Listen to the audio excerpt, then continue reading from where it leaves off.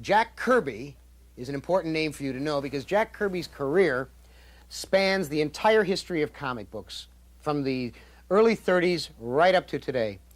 Jack Kirby, when he began, had one of the most energetic styles of any artist. His work practically leaps off the page at you.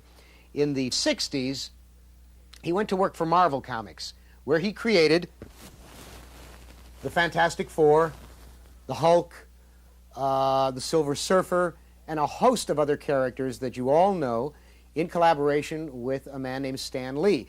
This was the basis of the new Marvel House of Ideas, and it again revolutionized comics. And Marvel Comics became the most popular in the world. In the 70s, he worked for another comic house, DC, and created the Fourth World, Kirby's Fourth World.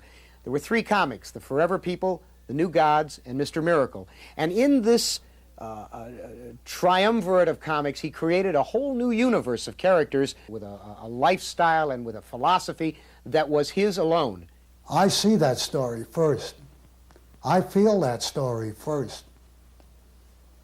I know those people first. When I put them down, they've already lived. And I put them down as I'd like them to live on those pages. My stories are very sincere. My stories are people's stories. And there's elements in my stories that are very, very real. And it doesn't matter what the subject is. And I've done stories in a wide range of subjects. My inspirations were the fact that I had to make sales. And I had to come up with characters that were no longer stereotypes. In other words, I couldn't depend on gangsters. I had to get something new. And of course, for some reason, I went to the Bible. I came up with Galactus. And there I was in front of this tremendous figure who I knew very well because I've always felt him, and I certainly couldn't treat him in the same way that I would any ordinary mortal.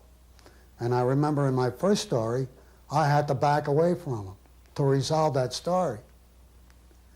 And of course, the Silver Surfer is the fallen angel. And when Galactus relegated him to Earth, he stayed on Earth. And that was the beginning of his adventures. And they were figures that had never before been used in comics. They were above mythic figures. And of course, they were the first gods. And I began thinking along those lines. And the new gods evolved from those lines. And I began to ask myself, everybody else had their gods, what are ours? What is the shape of our society in the form of myth and legend? Who are our gods? Who are our evil gods?